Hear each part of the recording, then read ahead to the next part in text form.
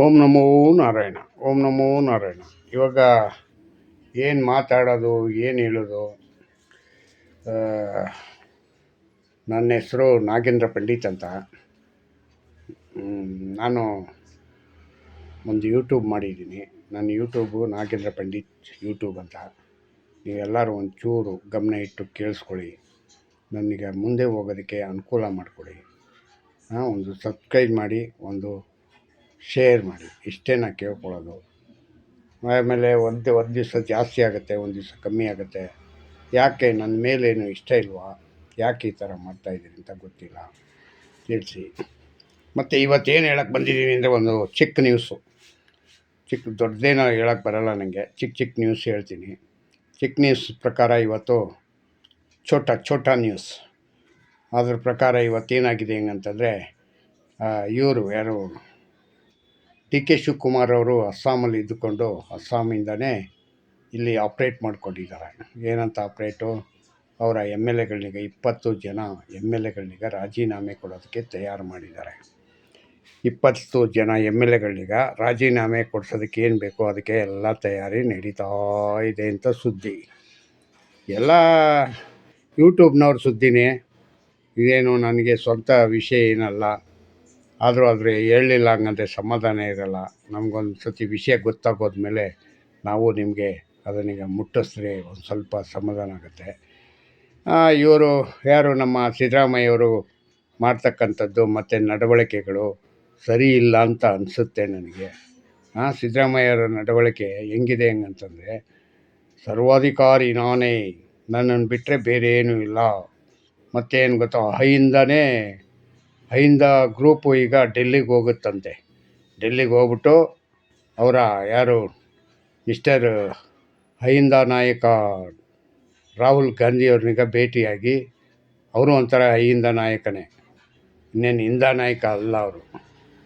ಹಿಂದ ನಾಯಕರಲ್ಲ ಅವರು ಅಹಿಂದ ನಾಯಕರು. ಅವ್ರನ್ನ ಭೇಟಿಯಾಗಿ ಮಾತಾಡ್ತಾರಂತೆ. ಮತ್ತು ಅಹಿಂದ ಇದರಲ್ಲಿ ಯಾರು ಅಹಿಂದ ನಾಯಕರ ಕಡೆಯಿಂದನೇ ಯಾರನ್ನಾದರೂ ಒಬ್ಬ ಎಮ್ ಎಲ್ ಎ ಮಾಡಿದ್ರೆ ಇವರು ಒಪ್ಕೊಂತಾರಂತೆ ಸಿದ್ದರಾಮಯ್ಯವರು ಅಂತ ಒಂದು ಸಣ್ಣ ಪುಟ್ಟ ಸುದ್ದಿ, ಗಾಳಿ ಸುದ್ದಿಗಳು ಓಡಾಡ್ತಾ ಇದ್ದಾವೆ. ಅದರ ಪ್ರಕಾರವಾಗಿ ನಾನು ನಿಮಗೆ ಹೇಳ್ತಾ ಇದ್ದೀನಿ. ಇದು ಎಷ್ಟು ಮಟ್ಟಿಗೆ ಸರಿ, ಎಷ್ಟು ಮಟ್ಟಿಗೆ ಸುಳ್ಳು ಅನ್ನೋದು ಗೊತ್ತಿಲ್ಲ. ನಾನು ನೋಡ್ಕೊಂಡು ಬಂದಿದ್ದೆ 50 ವರ್ಷದಿಂದ. ಯಾವ ಕೆಲಸನೂ ಮಾಡಿಲ್ಲ. ಸುಮ್ಮನೆ ಇವರು ಆವಾಗವಾಗ ಒಂದೊಂದು ಕತೆ ಕಟ್ಟಿಕೊಂಡು, ಇವ್ರಿಗೆ ನಾಚಿಕೆ ಮಾನ ಮರ್ಯಾದೆ ಏನೂ ಇಲ್ಲ. ಅಲ್ಪಸಂಖ್ಯಾತರಿಂದನೇ ನಾವು ಗೆದ್ವಿ ಅಂತ ಹೇಳ್ತಾರೆ ಅಂದರೆ ಹಿಂದೂಗಳೆಲ್ಲ ಎಲ್ಲಿ ಹೋಗ್ಬಿಡ್ತಾರೆ? ಹಿಂದೂಗಳು ಓಟ್ ಹಾಕಲ್ವಾ? ಹಿಂದೂಗಳನ್ನಿಗೆ ಯಾಕೆ ಇವರು ಇಷ್ಟೊಂದು ಹೀಯಾಳಿಸೋದು? ಈ ಕಾಂಗ್ರೆಸ್ನವರು, ಈ ಜನರು ಹಂಗೆ ಇದ್ದಾರೆ. ಜನರು ಒಂಚೂರು ಎಚ್ಚೆತ್ಕೋಬೇಕು. ಈ ಸತಿ ಎಚ್ಚೆತ್ಕೊಂಡು ಏನು ಮಾಡಬೇಕು? ಹಿಂದೂಗಳೆಲ್ಲ ಒಂದು ಸೈಡ್ ಆಗಿಬಿಟ್ಟು ಅಹಿಂದದವ್ರ ಕೈಲೇ ಓಟ್ ಹಾಕ್ಸ್ಕೊಳಪ್ಪ ಹಂಗಂತ ಹೇಳ್ಕೊಂಡು ಬಿಟ್ಬಿಡ್ಬೇಕು. ಅಹಿಂದ ಅಂದರೆ ಏನು?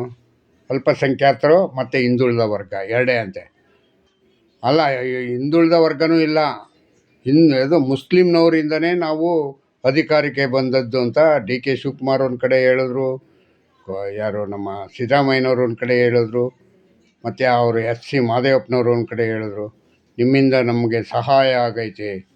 ಏನು ಸಹಾಯ ಆಗಿದೆ ಮುಂದಕ್ಕೆ ಗೊತ್ತಾಗುತ್ತೆ ನಿಮಗೆ, ಎಷ್ಟು ಮಟ್ಟಿಗೆ ಸಹಾಯ ಆಗುತ್ತೆ ಇಲ್ಲ ಅನ್ನೋದು. ಅಹಿಂದ ನಾಯಕರುಗಳು, ಅಹಿಂದ ಅಂದರೆ ಅಲ್ಪಸಂಖ್ಯಾತರು ಎಷ್ಟು ಮಟ್ಟಿಗೆ ನಿಮ್ಗೆ ಓಟ್ ಹಾಕ್ತಾರೆ ಅನ್ನೋದನ್ನ ಕಂಡುಹಿಡ್ಕೊಳ್ಳಿ, ಗೊತ್ತಾಗುತ್ತೆ. ಈ ಸತಿ ಎಲ್ಲ ಆಟ ಆಡ್ತಾಯಿದ್ದೀರಾ, ಆಟ ಆಡಿ ಅಂತ ಎಲ್ಲ ಯಾರು ಅವರೇನೆ ಅಲ್ಪಸಂಖ್ಯಾತರೇ ಲೆಕ್ಕಾಚಾರ ಹಾಕೊಂಡವ್ರೆ ನಿಮ್ಗಳಿಗೆ.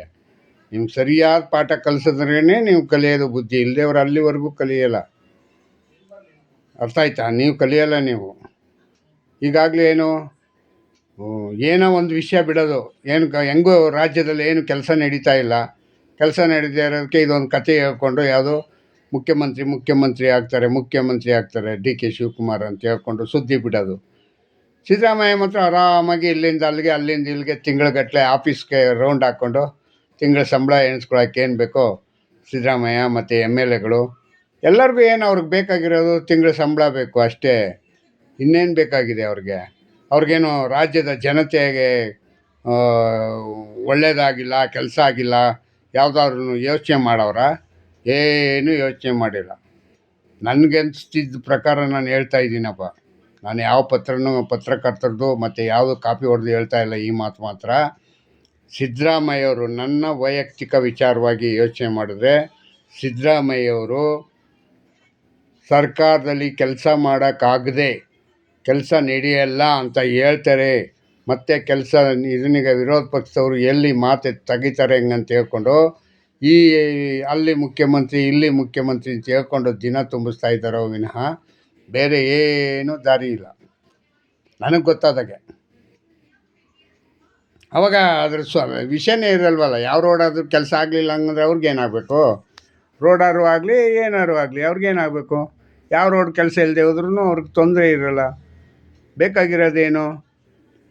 ಸರ್ಕಾರಿ ಅಧಿಕಾರಿಗಳಿಗೆ ಇವ್ರಿಗೆ ಎಲ್ಲರಿಗೂ ತಿಂಗಳು ತುಂಬಬೇಕು, ಸಂಬಳ ಎಣಿಸ್ಕೋಬೇಕು ಜನ ಅಂತ.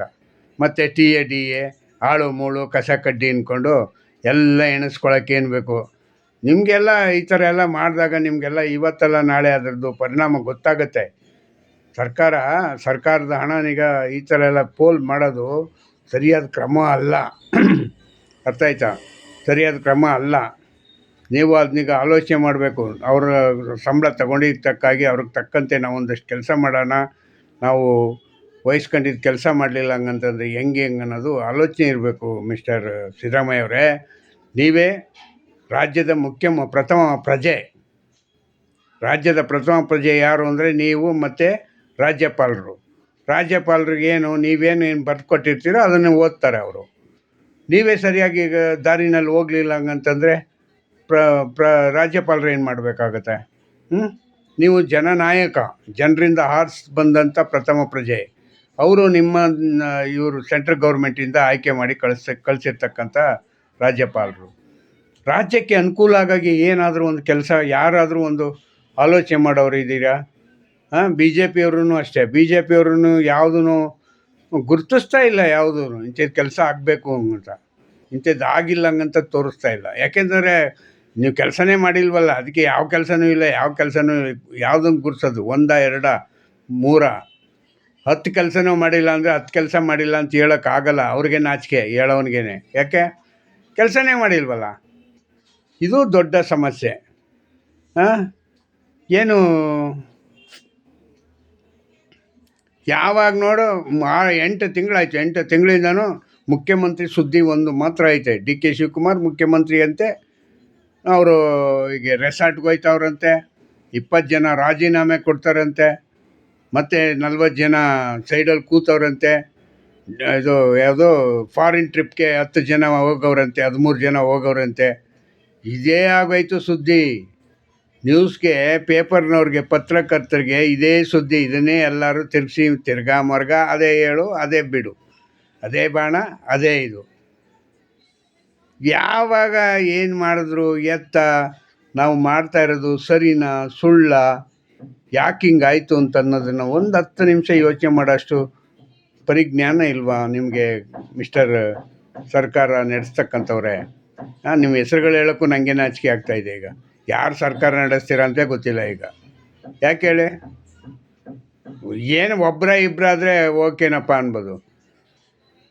ಏನೋ ಮುಖ್ಯಮಂತ್ರಿ ಅಂತೆ, ಉಪಮುಖ್ಯಮಂತ್ರಿ, ಮಂತ್ರಿಗಳು 30 ಜನ, 34 ಜನ ಒಟ್ಟು ನೀವು ಈ ಸರ್ಕಾರನಿಗೆ ನಡೆಸೋಕ್ಕೆ ಕೂತ್ಕೊಂಡು 34 ಜನನು 34 ನಾಟಕ ಆಡಿದ್ರೆ ಯಾವ ನಾಟಕಕ್ಕೆ ನಾವು ಬೆಲೆ ಇದನ್ನು ಕೊಡೋದು?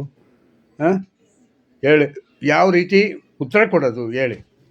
ನನ್ನ ಚಿಕ್ಕದೊಂದು ಯೂಟ್ಯೂಬು. ನನಗೆ ಈ ವಿಷಯಗಳಿಗೆ ಹೇಳೋಕ್ಕೆ ನಾಚಿಕೆ ಆಗ್ತಾಯಿದೆ. ಅಂದರೆ ಇನ್ನು ದೊಡ್ಡ TV ಇಟ್ಕೊಂಡವ್ರೆಲ್ಲರೂ ಹೆಂಗೆ ಹೇಳ್ತಾರೆ ಅವರು? ಅವರಂತೂ ತಿರುಗಿಸಿ ಯಾಕೆಂದರೆ ಅಡ್ವರ್ಟೈಸ್ ಸಿಗುತ್ತಲ್ಲ ಅವ್ರಿಗೆ.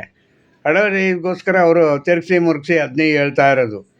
ಹೇಳಿದ್ನೇ ಹೇಳು, ಪಾಡಿದ್ನೇ ಪಾಡ್ರ, ಕಿಸ್ಬಾಯ್ನ ಕೊಡಕ ಅಂತ ತೆಲುಗಲ್ಲಿ ಗಾದೆ ಇದು. ಹೇಳಿದ್ನೇ ಹೇಳ್ತಾ ಇದ್ದರೆ ಅವನಿಗೆ ಕಿಸ್ಬಾಯ್ನ ಕೊಡಕ ಅಂತಾರೆ. ಹಂಗಾಯ್ತು ಈಗ ಸಮಾಚಾರ. ಏನು ಮಾಡೋದು, ಹೆಂಗಾಯ್ತದೋ ಏನು ಕಥೆನೋ ಗೊತ್ತಿಲ್ಲ. ಈಗ ಮುಂದಿನ ಮುಖ್ಯಮಂತ್ರಿ ಯಾರಾಗ್ತಾರೋ ಗೊತ್ತಿಲ್ಲ. ನನಗಂತೂ DK ಶಿವಕುಮಾರ್ ಅಂತೂ ಈ ಟರ್ಮಲ್ಲಿ 28ರ ಒಳಗಡೆ ಮುಖ್ಯಮಂತ್ರಿ ಆಗುವ ಯಾವುದೇ ಲಕ್ಷಣಗಳು ಕಾಣ್ತಾ ಇಲ್ಲ. ಇವ್ರಿಗೆ ಚಳ್ಳೆ ಹಣ್ಣು ತಿನ್ಸೋದಂತೂ ಸಿದ್ದರಾಮಯ್ಯ ಸತಸಿದ್ಧ. ಅದರಿಂದ ತಾವು ಪಕ್ಷದಿಂದ ಹೊರಬಂದು ಬೇರೆ ಏನಾದ್ರು ದಾರಿ ಹುಡುಕೊಳ್ಳೋದು ಸರಿ ಅಂತ ನಾನು ಹೇಳ್ತಾ ಇದ್ದೀನಿ. ಡಿ ಕೆ ಶಿವಕುಮಾರ್ ಅವರೇ, ಇಷ್ಟು ಮಾತ್ರ ನನ್ನ ಕೊನೆಯ ಅಧ್ಯಾಯ. ಇಷ್ಟೇ ಹೇಳೋಕ್ಕಾಗೋದು. ಜೈ ಹಿಂದ್, ಜೈ ಕರ್ನಾಟಕ ಮಾತೆ. ಓಂ ನಮೋ ನಾರಾಯಣ, ಓಂ ನಮೋ ನಾರಾಯಣ. ಒಂದು ಸತಿ ಸಬ್ಸ್ಕ್ರೈಬ್ ಮಾಡ್ಕೊಳ್ಳಿ. ನನ್ನ ಯೂಟ್ಯೂಬ್ನಿಗೆ ನೀವು ಒಂದು ಸತಿ ಶೇರ್ ಮಾಡಿ, ಸಬ್ಸ್ಕ್ರೈಬ್ ಮಾಡಿಕೊಂಡು ಶೇರ್ ಮಾಡಿ ಮತ್ತೊಬ್ಬರಿಗೆ ಕಳಿಸಿದ್ರೆ ನಿಮಗೆ ಕೈ ಮುಗಿದು ಕೇಳ್ಕೊತೀನಿ. ಜೈ ಹಿಂದ್, ಜೈ ಕರ್ನಾಟಕ ಮಾತೆ. ಓಂ ನಮೋ ನಾರಾಯಣ.